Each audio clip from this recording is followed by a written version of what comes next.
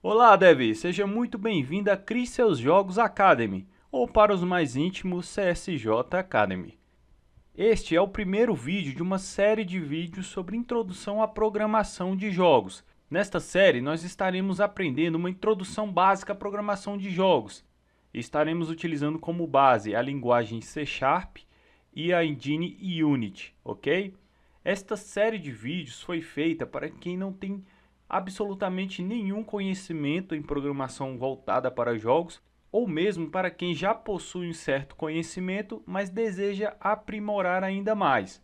E nesta primeira aula, para a gente começar com o pé direito, estaremos vendo sobre variáveis e métodos, certo? Então, vamos lá dar uma olhada sobre o que é isso.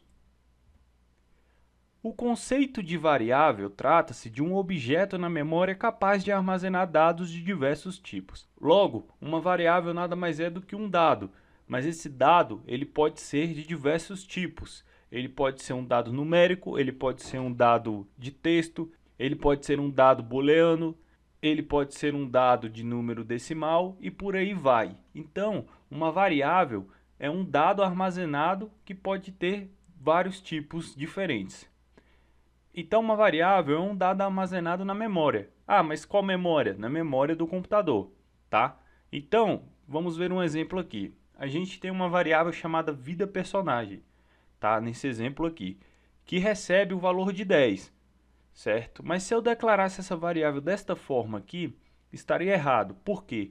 Porque aqui eu não estou dizendo que tipo de dado possui essa variável. Lembra que eu disse que a variável ela é um dado que tem um tipo? Então, como aqui a gente não está declarando o tipo dessa variável, então isso aqui daria um erro na hora que você fosse codificar, tá? Então, para isso, a gente define um tipo, né? A gente declara um tipo da variável antes do nome dela e antes do valor atribuído, se é que essa variável tem algum valor atribuído ou não declarado inicialmente. Então, neste exemplo aqui, a gente tem uma variável chamada vida personagem do tipo inteira, tá? O int é a abreviação de inteira, que recebe o valor de 10. Então, essa variável vida personagem tem o valor obrigatoriamente de 10, ok? Mas não existe só valores inteiros, tá? Existem diversos outros tipos de variáveis, como por exemplo, a gente tem variável do tipo float, que nada mais são do que números flutuantes. Números flutuantes são números decimais, né, números quebrados. Então, no exemplo que a gente tem 10.5, mas poderia ser 1.1, 1 ponto alguma coisa, um número ponto algum outro número, ok? Um número decimal. Percebam que as variáveis do tipo flutuantes, elas são visivelmente definidas com dois fatores. O primeiro é que você utiliza sempre um ponto para você separar as casas decimais, certo? A gente está acostumado a utilizar a vírgula, mas na programação a gente utiliza o padrão inglês, que é o ponto, ao invés da vírgula. E outro detalhe é o F ao final do número. Esse F mostra para o compilador que você estiver utilizando que esse número, né, trata-se de um número flutuante, tá? A gente tem também variáveis do tipo bool, que são valores booleanos, certo? Que são verdadeiro ou falso, somente verdadeiro ou falso, tá? No nosso exemplo aqui, a gente tem uma variável com o nome personagem vivo do tipo booleano, que a gente marca se está vivo ou falsa. Nesse exemplo aqui, a variável personagem vivo está recebendo o valor true, que é verdadeiro. E aqui a gente tem também variáveis do tipo string, que recebem valores de texto, certo?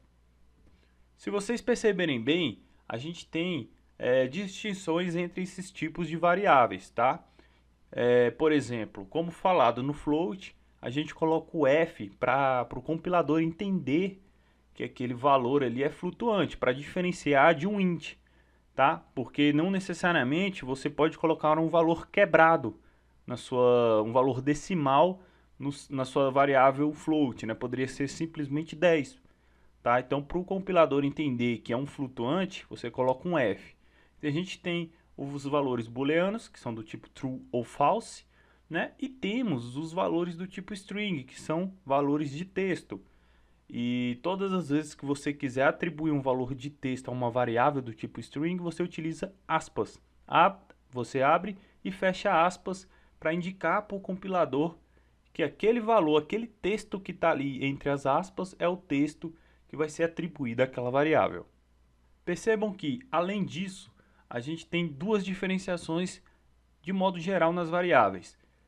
Elas podem ser divididas entre privadas e públicas, privates ou publics, ok? Se a variável for privada, como o primeiro exemplo, que poderia ter o private escrito antes do int ou nada escrito antes do int, como está ali no exemplo, ela torna-se uma variável privada, que somente pode ser acessada através do próprio script, tá? Então, na hora que você escrever o script, ela só pode ser acessada dentro do próprio script.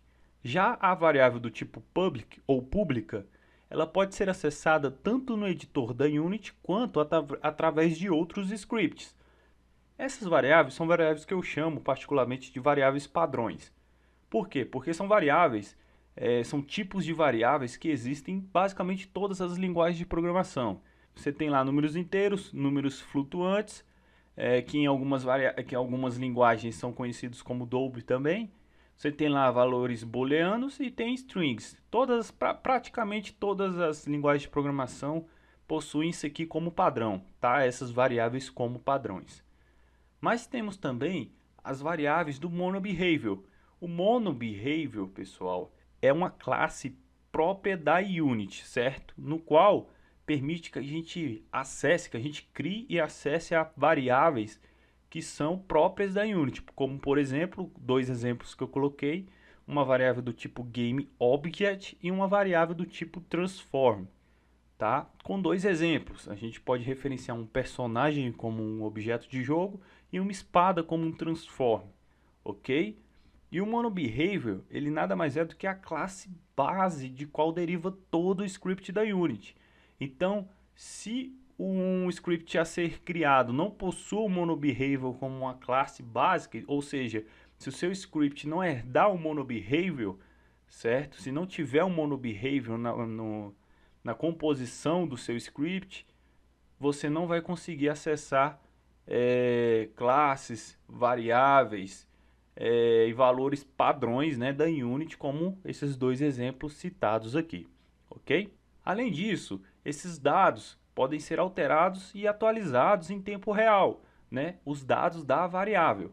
Então, por exemplo, o seu jogo inicia com um personagem tendo 10 de vida, mas a qualquer momento ele pode ter 0. Isso, claro, vai depender de várias ações, várias questões que ocorram dentro do seu jogo. Agora, vamos falar um pouco sobre métodos, né? O que são métodos? Métodos, eles executam instruções de um objeto. Então, basicamente, o método é um bloco de código no qual você utiliza para, basicamente, iniciar algo, fazer algo ou aplicar algo.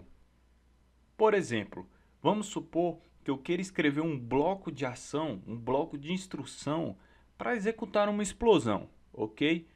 Eu vou basicamente escrever 3 linhas de código dentro desse método, para que quando ele seja chamado, ele execute o efeito de explosão que eu quero. Por exemplo, quando eu chamar uma explosão, um método de realizar uma explosão, ele vai tocar um efeito sonoro, ele vai aplicar um efeito de flash e ele vai aplicar 10 de dano na vida do personagem. Então, se você juntar essas 3 ações, você tem um efeito de explosão, que é o efeito que eu quero, tá? Então, por exemplo, uma bola de fogo ou uma granada, eles têm um efeito de explosão, ok? E eles possuem exatamente o mesmo método, o mesmo bloco de ação. Então, tanto uma bola de fogo quanto uma granada, quando explodem, né, quando atingem um personagem, muito provavelmente, eles vão executar as mesmas ações. Então, quando uma bola de fogo, quando uma granada atingir o personagem ou alguma coisa, vai tocar um efeito sonoro, vai aplicar um efeito de flash, que é um brilho na tela, né? E aplica um dano no personagem. Mas, como que fica isso visualmente escrito? Bom, você cria um método chamando void e o nome do método. Você vai abrir e fechar parênteses e abrir e fechar chaves. Dentro dessas chaves, você vai digitar as linhas de código que vão executar essa ação. Como a gente está numa aula de introdução aqui à programação, ainda é a nossa primeira aula, não vem o porquê de mostrar agora como que a gente faz isso. Mas entenda a lógica. Quando você chama esse método, ele vai executar as 3 ações de uma vez, que vai gerar o efeito de explosão, tá? Ah, mas se uma bola de fogo e uma granada explodem, se os dois têm o mesmo efeito, por que que eu não chamo o mesmo método em cada uma, nas duas no caso, certo? Isso estaria errado? Não, não estaria errado, como estaria muito certo, tá? Claro, depende, depende de alguns fatores, mas se basicamente eles executam o mesmo tipo de explosão, sim, você pode, não só pode, como deve chamar o mesmo método nesses dois objetos do seu jogo, certo? Então você vai criar um método que vai ser chamado dentro de cada um desses dois tipos de objeto que vai executar a mesma ação, ok? Mas percebam que a gente tem aplicar 10 de dano na vida do personagem. Ah, mas e se eu quiser diferenciar? Vamos supor que minha bola de fogo ela tem um efeito menos devastador do que uma granada, ok? Então como é que a gente faz para diferenciar o método de né, da bola de fogo para a granada? A gente pode começar aplicando, ao invés da gente colocar um valor fixo, né, igual nesse exemplo aqui que é 10, a gente pode criar uma variável que a gente vai chamar dentro de um parâmetro do nosso método. Então vamos lá, aqui está um valor fixo de 10. Se eu chamar essa explosão dentro da bola de fogo ou dentro da granada, obrigatoriamente vai ser 10 de dano no personagem. Agora, se eu criar aqui uma variável chamada valor dano, eu posso muito bem alterar esse valor do dano para cada tipo de explosão, tá? Então a gente, para isso, né, para que isso aqui faça sentido, a gente tem que criar um parâmetro chamado valor dano para essa variável, para esse método, aliás. E aí a gente cria desta forma aqui. A gente cria um método inteiro chamado valor dano, tá? No qual a gente vai chamar ele lá na linha de aplicar dano na vida do personagem.